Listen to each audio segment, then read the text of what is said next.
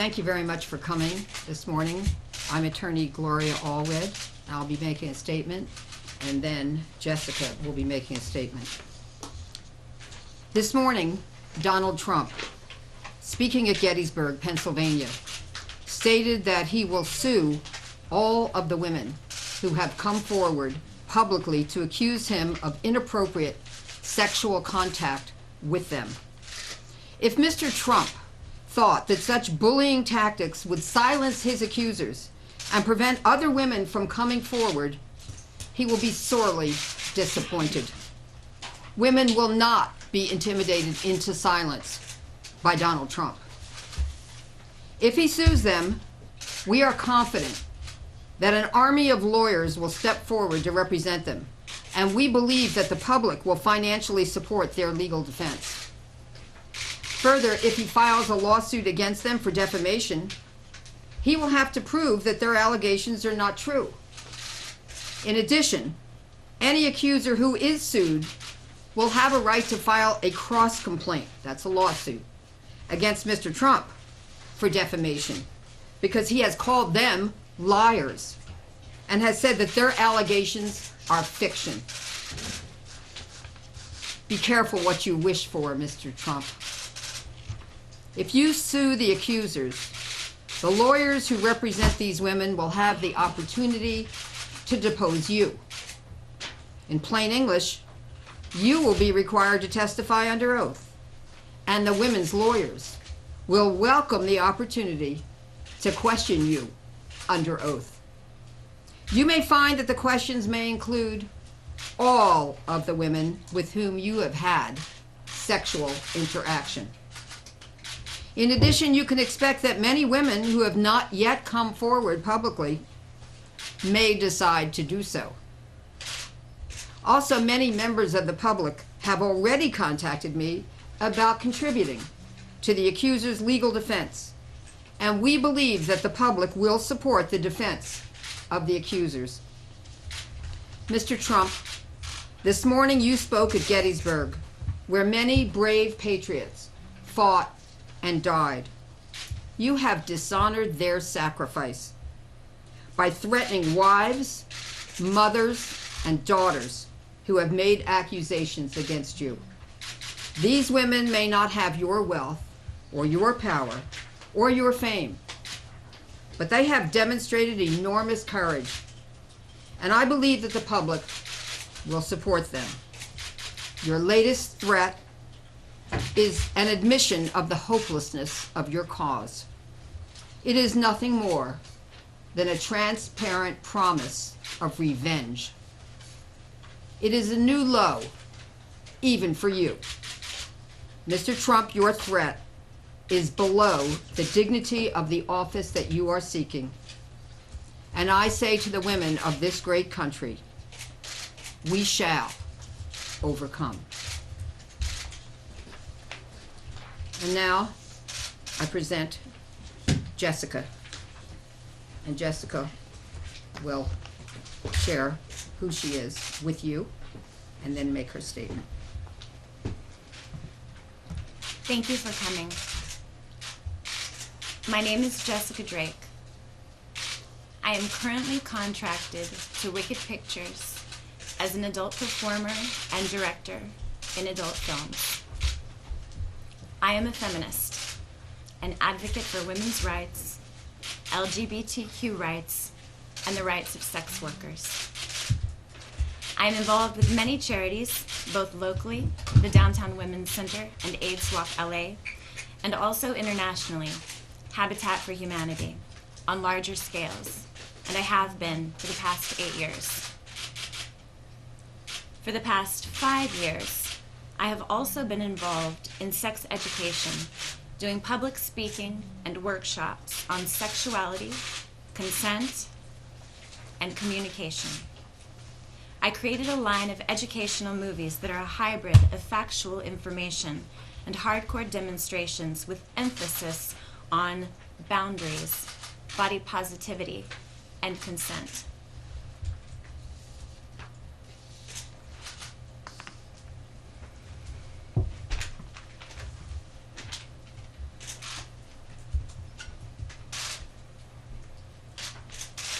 10 years ago, I was working for Wicked Pictures, an adult film company, at a golf tournament in Lake Tahoe. I was at Wicked's booth when I met Donald Trump in the celebrity gift room early in the morning before he teed off. He flirted with me and invited me to walk along the golf course with him, which I did.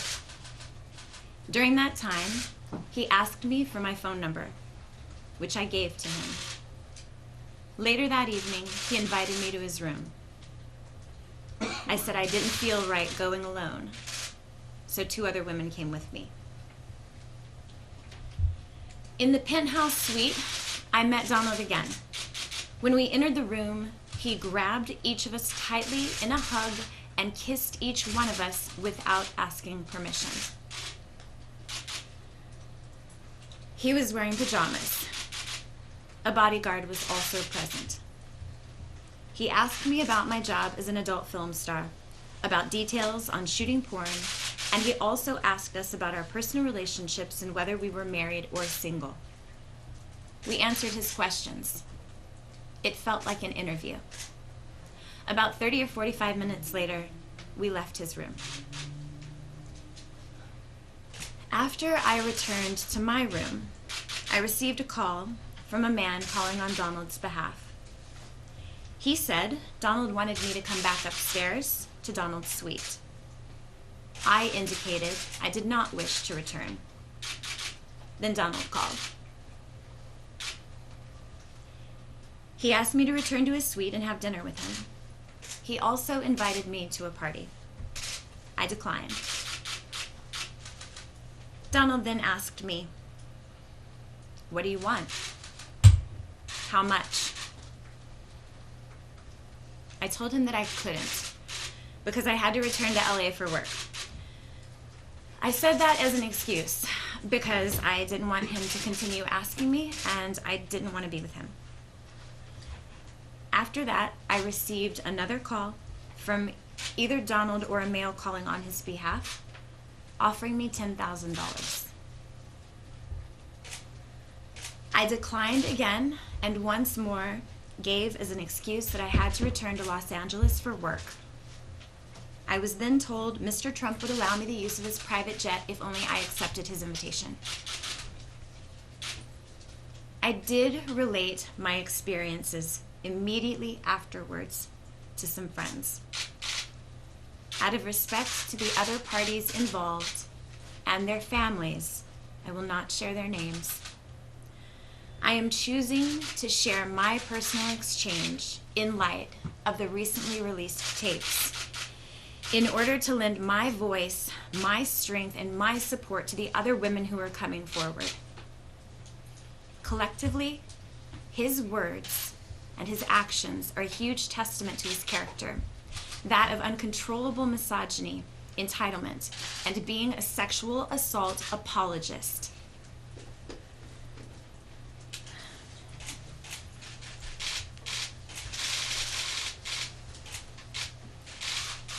This is not acceptable behavior for anyone, much less a presidential candidate. And I realize that in this situation, I may be but a tiny grain of sand. But clearly, this is an enormous beach. I am not looking for monetary compensation. I do not need additional fame or the type of attention that this is sure to bring. I understand that I may be called a liar or an opportunist. But I will risk that in order to stand in solidarity with women who share similar accounts that span many, many years. Thank you.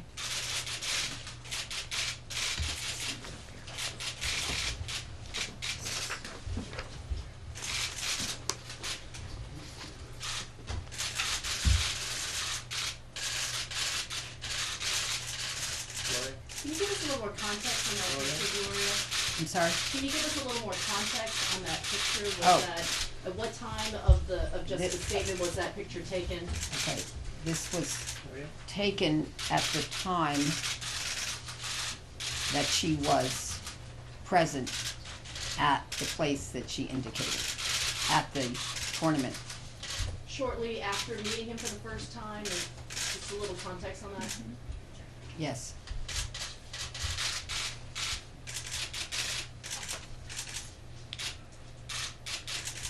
Okay, and we have handed out the picture. You have permission to use. And I will take questions. Jessica's not taking questions. There's the obvious question of possible political motivation. Is she willing to say she supports them? I mean, what party she's affiliated with and if she's voting for a candidate? Yeah. The question is, does she have a political motive? I think that she has expressed the reasons that she has made the statement today, and it was important for her. Gloria, this is the third woman you're representing now? Can you give us a Yes. And what do the other two think about this? Have you Think about spoken- what? I'm sorry. Have you spoken to your other two clients about a third woman coming forward?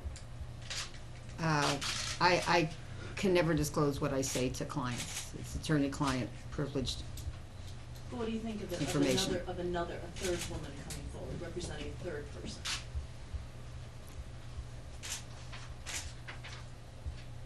I am here to support Jessica. And I think that Mr. Trump's attack on the accusers will be seen by the public for what it is.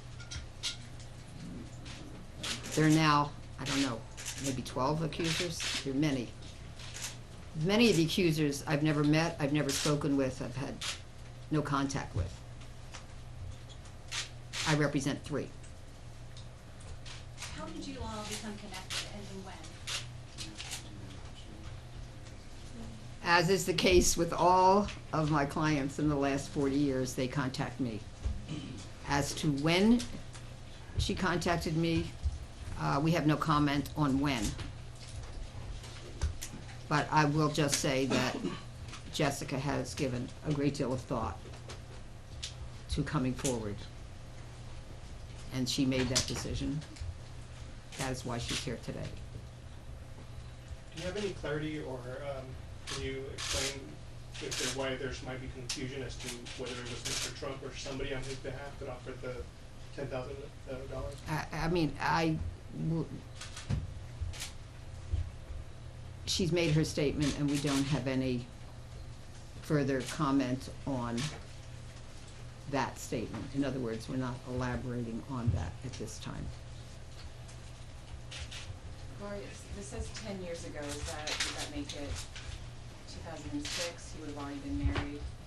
2006 is the date that she's provided. Any other questions? So when some of the women initially started coming forward, is there any particular reason for why today, why this time? Why today? Yeah. I would say, why not today? But I will say that quite a bit of it had to do with scheduling. And you decided not to cancel even after his words at Gettysburg? That's correct.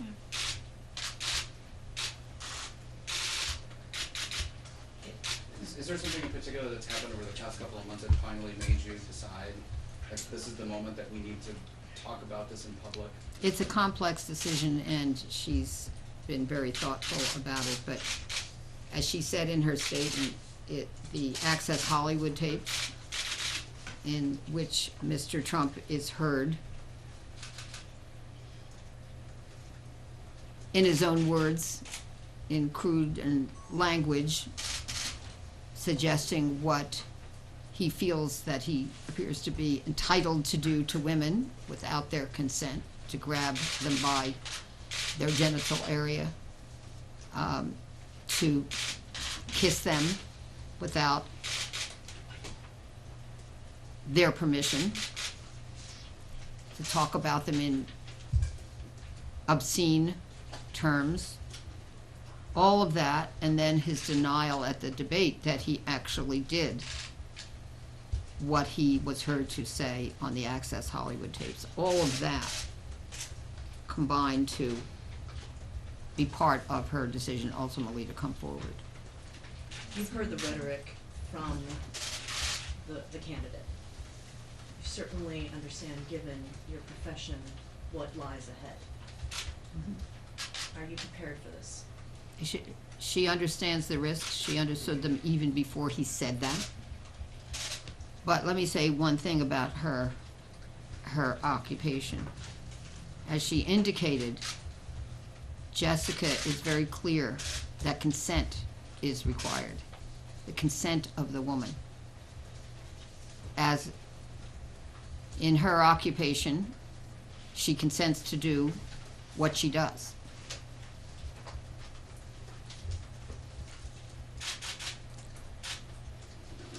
Mr. Trump, in his statements on Access Hollywood, appeared to indicate that he could grab a woman's genitals or kiss her. Essentially, consent seemed to be missing, asking her if that would be okay, the person whom he chooses to target. So there's a big difference between touching a woman, kissing a woman with her consent and without her consent. If it's without her consent, it could be sexual battery, it could be sexual assault, it could be rape, depending on what the actions are. So consent is a key word. She teaches consent. The three clients that have come forward now, we presume that you're talking to potential others. And I will just say, excuse me, and I will just say, even if a person is an adult film star or participant in an adult film, it doesn't mean that they would consent to sexual contact with someone outside of their occupation. I'm sorry. Are you your pursuing question. any other legal recourse? Where do you go from here next? No, What's the no. next step? The next move is Mr. Trump's. Has your client been in contact with Mr. Trump since the incident? No. That was the one and only time you ever missed. And can I just ask context, because I don't know, what would a booth of Wicked Pictures be doing at a golf tournament? Well, I think that's something you could ask Wicked Pictures.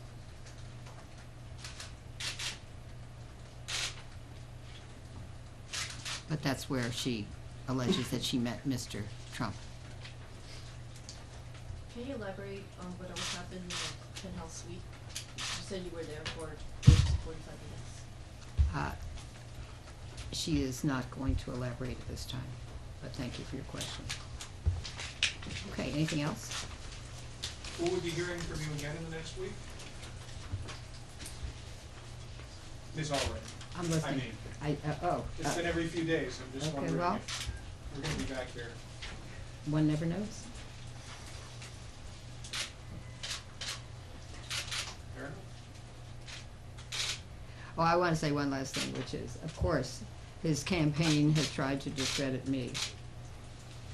But the problem with that, calling me a political operative, even though I am a Hillary Clinton supporter, I've made no secret of that, a proud supporter of Hillary Clinton, is that over the 40 years that I practiced law, I have criticized many Democrats like Anthony Weiner, like Mayor Filner, of San Diego, Democrat and former congressman, as well as many Republicans, Herman Cain, and many others. So, guess that dog won't hunt, as they say. And I've had no contact with the Clinton campaign over this. They have no idea that I was about to do this, and they didn't know that before. You knew that. And they don't tell me what I should do, and I don't tell them what they should do. But I thank you very much for coming. And she will not be doing interviews. So, that's it. Thank you.